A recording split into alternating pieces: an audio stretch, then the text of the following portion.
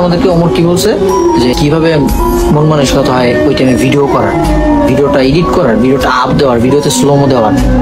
ভাই এত যখন সমালোচনা করস ঘরের ভিতরে এনে খাবার দিয়া যায়। তোরে আমি একটা কথা কই, যদি তুই চলতে ফিরতে না পারস, খাইতে না পারস, ঠিক আছে, যেহেতু কইছিস খাওয়ান দিয়া যায়, যদি তুই চলতে ফিরতে না পারস, খাইতে না পারস, আমি তোর প্রমিস করতেছি তোর ফুল ফ্যামিলি আমি চালাম, তোর বউ ব্যবসা বাদ দিতে হইব। বাচ্চা মারা গেছে এটা নিয়ে ভিডিও করছো, সবার সামনে এসে কানে ধরে মাপছি তুই। যদি তুই পারস, মানে আমার এই কথাটা যদি সহমত থাকো, তাহলে তুই পুরুষ না ঠিক আছে।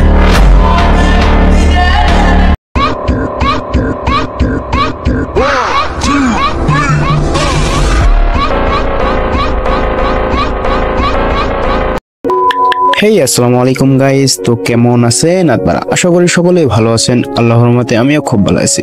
গাইস আজকে থাম্বনেল দিয়ে অবশ্যই বুঝে গেছেন আজকে কাদের নিয়ে রোস্ট করবো। হ্যাঁ, মানে এই ভিডিওটা আমার অনেক আগেই ছাড়া উচিত ছিল, তো আমি মন থেকে সরি বলতেছি। আর এরকমটা লেট হবে না। আমার লেট হওয়ার কারণ হচ্ছে গিয়া আমি যাবতীয় অনেক দিন ধরে অসুস্থ, এই কারণে আমি ভিডিও রেগুলার দিতে পারতাছি না। তাই সবাই আমার জন্য বেশি বেশি দোয়া করবেন যাতে আমাকে সুস্থ করে দেন।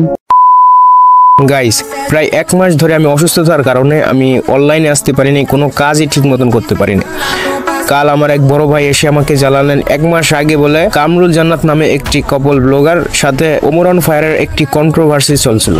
অনেক রোস্টাররাই এই বিষয়ে রোস্ট করেছে। তো এই বিষয়টা নিয়ে আমি অনেক খোঁজ খবর নেওয়ার পর জানতে পারলাম এই কাপল ব্লগার তার মরা বাচ্চাকে নিয়ে টিকটক ভিডিও বানাইছে। ভিডিওটা এমন ভাবে শুট করা হয়েছে তারা মৃত শিশুটাকেও কন্টেন্টে বানানোর অংশ বানিয়ে দিয়েছে।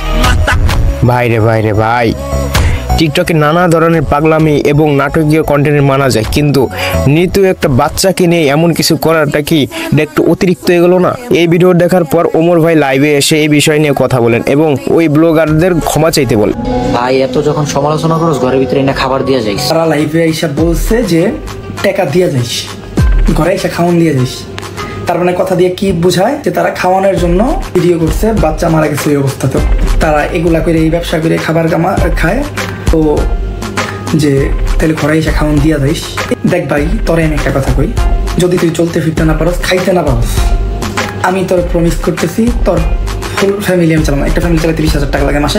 তো আমি পার্সোনাল হিসেবে কিছু বলতে চাই ভাই, টিকটকে নানা কাণ্ড দেখি আমি ভাই, কিন্তু এমন অমানবিক কিছু কি মানা যায়? মরা বাচ্চাকে নিয়ে ভিডিও বানানো তো একেবারে অগ্রহণযোগ্য। আমি দেখছি এই ব্লগার এমন সব ভিডিও বানান যেগুলোতে টিকটক কন্টেন্টের নামে শুধুই অশ্লীলতা, বিতর্ক তৈরি করা হয় এই কন্টেন্টে। তারা যেন টিকটককে বউ ব্যবসা করে, অথচ দেখানো অঙ্গি ভঙ্গি এমন যে তারা রাজার ছেলে। সারা রাজার ছেলে নাকি গোলামের পুত, এটা তোদের ভিডিও দেখলেই বোঝা যায়। মজা আয়া। তো ওমর অন ফায়ারকে নিয়ে কিছু বলি। এদিকে ওমর অন ফায়ার সম্পর্কে আমি যদি বলি পার্সোনাল হিসেবে, তো ওমর ভাই হচ্ছেন জনপ্রিয় একজন ইউটিউবার। তার ইউটিউবে ভালো সংখ্যক সাবস্ক্রাইবার রয়েছে, টিকটক অসংখ্য ফলোয়ারও রয়েছে। তাকে সোশ্যাল মিডিয়ায় পার্সোনালিটি হিসেবেও অনেক মানুষই চেনে। আমি ব্যক্তিগতভাবে তার কিছু কন্টেন্ট দেখেছি এবং কোথাও কোনো খারাপ কিছু পাইনি। ওমর ভাইয়ের কথাগুলো শুনে তার কথাগুলোই রাইট ছিল, লজিক্যাল ছিল। তারপরেও হুদাই ওই ব্লগার কন্ট্রোভার্সি বাড়াইছে, এত বড় ইস্যু করছে। আমার মনে হয় কি জানেন গাইস, এটা ভিউ কামানোর জন্য এবং কিছু ফলোয়ার বানানোর জন্য একটা পদক্ষেপ ছিল।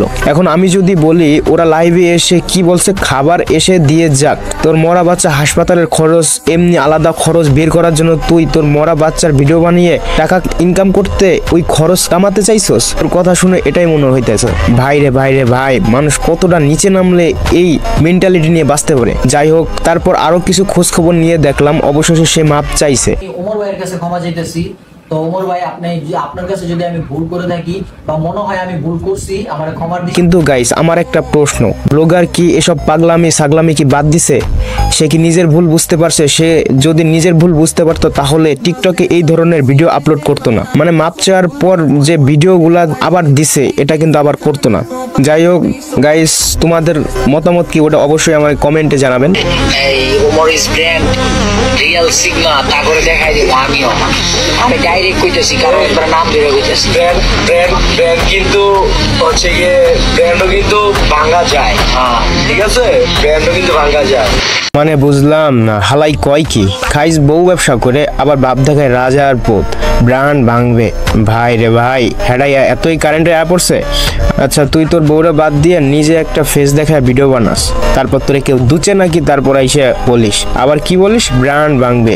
তুই যে রাজার পুত নাকি গোলামের পুত ওটা তোর কথা শুনলেই বোঝা যায়। আর তুই জীবনে বাল ফেলাইছস, আর ওই বালের জোরে টিকটকে এসে বলতাছস যে ব্রান্ড ভাঙবি। বোকা চোদা। তবে আমি আন্তরিকভাবে দুঃখিত, এই ভিডিওটি আমি আরো আগে বানানো উচিত ছিল, তাহলে হয়তো এই ধরনের কন্টেন্ট বানানোর প্রবণতা আরো কিছুটা সময়ের জন্য থামানো যেত।